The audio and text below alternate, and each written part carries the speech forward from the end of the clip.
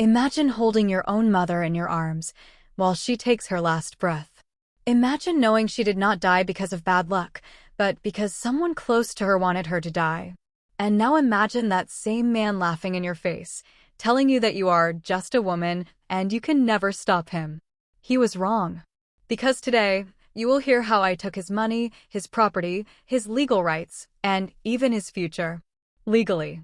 Completely. And all because he killed my mother.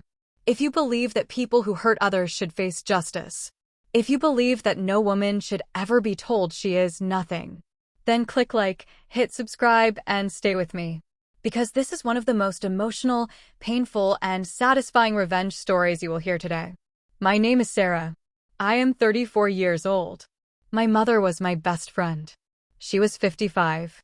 And the man who destroyed her life is named L. He was her husband, my ex-stepfather.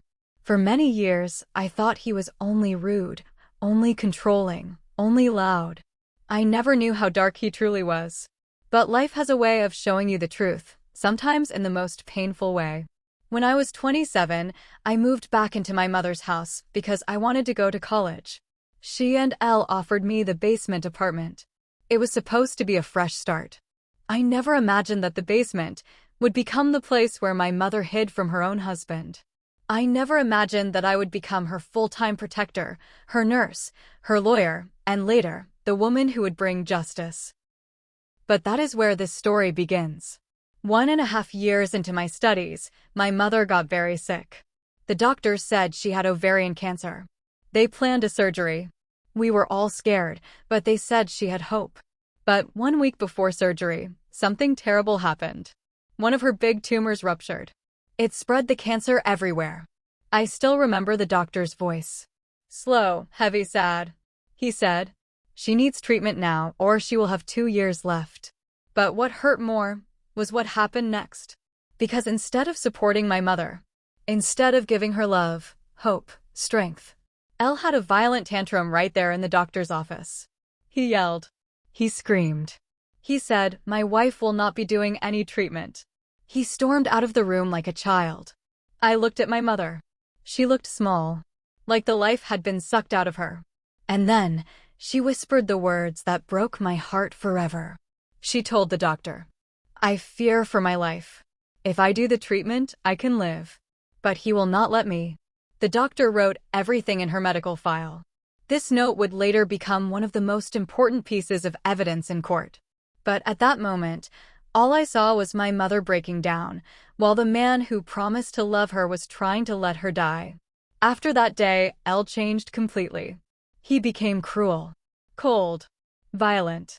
He emptied their joint bank account so she could not even buy bread. He cut the brake lines on her car so she could not drive to treatment.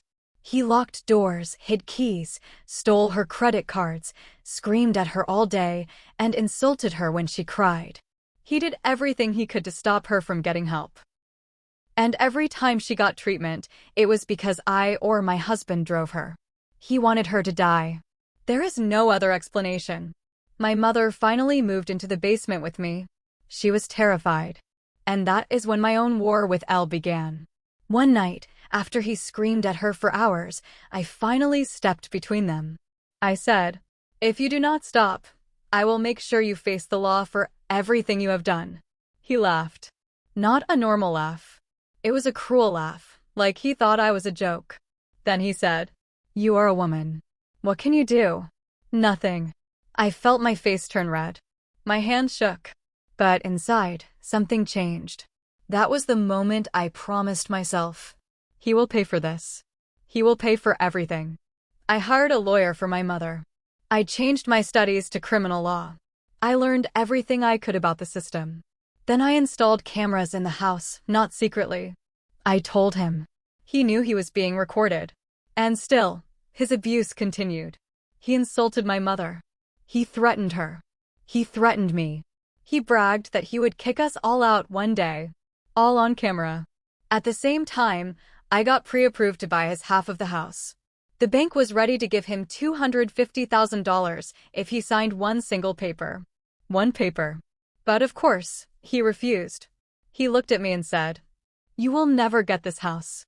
I will put your whole family on the street. Those were his exact words. They were caught on camera. He thought he already won. He had no idea the fight he was about to face. My lawyer sent him a summons. He refused to go to court. He said he knew more than lawyers. His stupidity became our weapon. Because he did not show up. We won.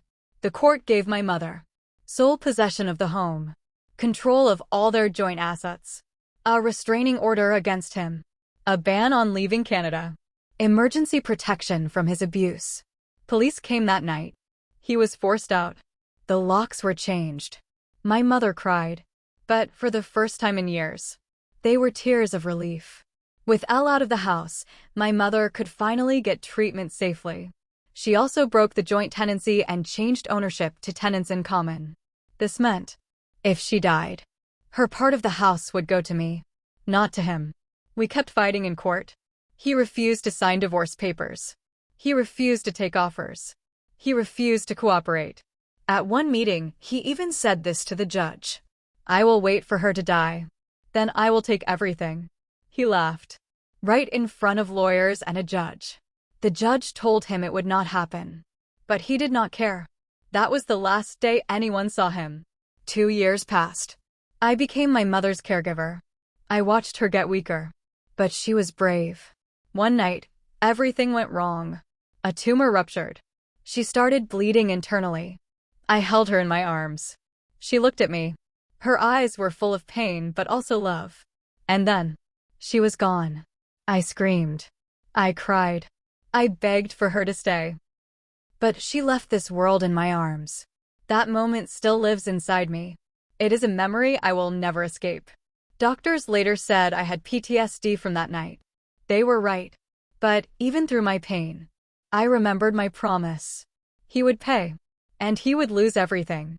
After her death, we filed her will. Because she had sole possession. Because she changed the tenancy. Because the judge and lawyers set everything up before she passed. Everything she owned went to me. But there was more. Her doctor's note. Witness statements. Camera recordings. Financial documents. Threats. Confessions. Even though the court said they could not criminally blame him for her death yet, they all agreed. His actions led to her death. The legal system could not stop her cancer. But I could stop him. No one could find Elle. He changed his number. He vanished. Later we found out he ran to Mexico, breaking the court order that banned him from leaving Canada. This made things even worse for him. And better for me. Because he did not return. The claim he filed to get the house back was removed from the system. The court wrote, abandoned claim and title. In simple words, he lost everything because he ran away. And that was only the beginning. After my mother passed away, I signed all the legal papers. The judge asked gentle questions, because he could see I was hurting. My lawyer stayed close, guiding me through every step. When the judge stamped the last document, he said, your mother's wishes are protected. Everything is now legally yours. I cried quietly. It was not a cry of happiness. Not a cry of victory. It was a cry of love and loss and justice. The house where my mother suffered, the house where she laughed, the house where she took her last breath, was now mine. But I knew the man who caused her pain. The man who tried to stop her treatments. The man who told me I was just a woman. He still believed he would get everything one day. He had no idea how wrong he was. Let me explain something important. Even though the house was mine, Elle still technically owned 50% equity. But equity is not money. Equity is a number on paper. And he owed a lot of money. A lot. Because I paid the joint mortgage. I paid the joint line of credit. I paid her medical needs. I paid for repairs. I paid for everything he refused to pay. I carried all responsibilities he ran away from. All these debts legally belonged to both of them. But when my mother died, her part transferred to me. So now, he owed me. By the time we added everything, he owed around $50,000.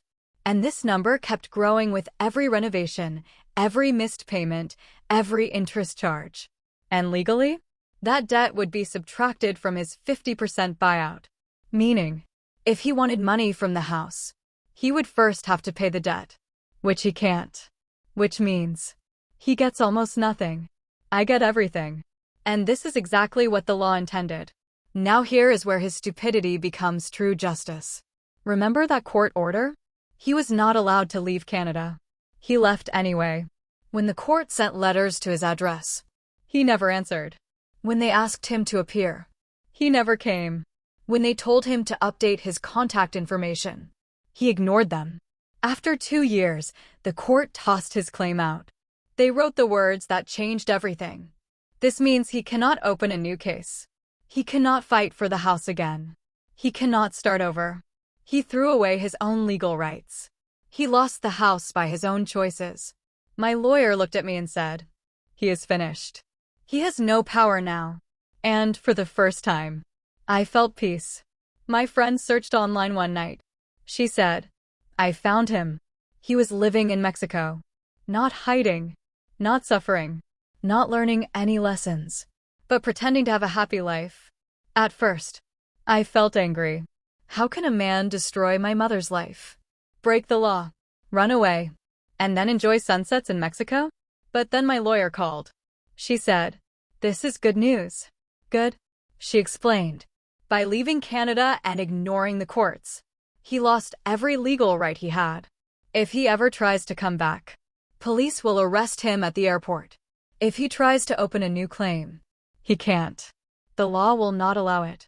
If he dies in Mexico, we will take his estate through the courts and finalize the 50% transfer. Basically, his running away killed any chance he had left. He trapped himself. With him gone, the house was peacefully mine. No threats, no screaming, no control, no fear. I walked into my mother's old bedroom. I sat on her bed. I touched her blanket. And I whispered, "Mom, I protected everything you loved. He will never hurt anyone again." But there was still one more thing I had to do. I went to the courthouse. I signed one final document.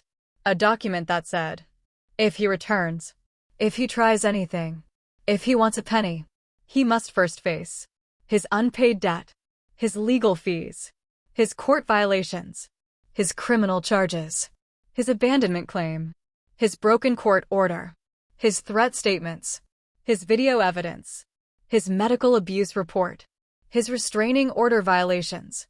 He will lose, no matter what he tries. He is locked out forever. For a long time, I could not enter the living room. It reminded me of my mother's laughter, her soft voice, her singing, her smile. But one morning, while the sunlight came through the window, I sat down there alone. I looked around. I remembered the day police removed him from this house. The day the locks changed. The day my mother said, "Sarah, I finally feel safe." That was the moment I realized something. My revenge was not only about punishing him. It was about protecting her, honoring her, finishing what she could not finish, giving her the justice she was denied while alive. I wiped my tears, and I whispered, "Mom, we won." People think revenge means shouting, breaking things, fighting, screaming. But real revenge, the deep, powerful kind, is calm, silent, cold, legal. One morning, I sat with my lawyer. She showed me the final file. His name was on it, crossed out, removed, erased. He lost his house, his money, his marriage, his reputation, his future claim, his legal access, his rights, his control, his plan of waiting for her to die and taking everything. And the best part? He is now stuck in Mexico, afraid to return, afraid to face the law, afraid of the consequences. He tried to steal her life. Instead, he lost his life. Everything he thought he would get, everything he believed was his, everything he tried to control, came to me, legally, rightfully, powerfully. And that was the sweetest revenge. Today, I live in this house peacefully. When I water the plants my mother loved, when I cook in the kitchen she decorated, when I sit on the porch where she liked to drink tea, I feel her with me. And I learned something that changed my life forever. You do not need to scream to win. You do not need violence to get justice. You do not need to be stronger, louder, or bigger. Sometimes, all you need is proof, patience, courage, and the law. People like Elle think women are powerless. But he forgot one thing. And my mother's love made me even stronger. If someone tries to break you, if someone tells you that you are nothing, if someone abuses your kindness, remember this story. Justice may take time, but it will come. And sometimes, the sweetest revenge is simply watching the person who hurt you lose everything they tried to take.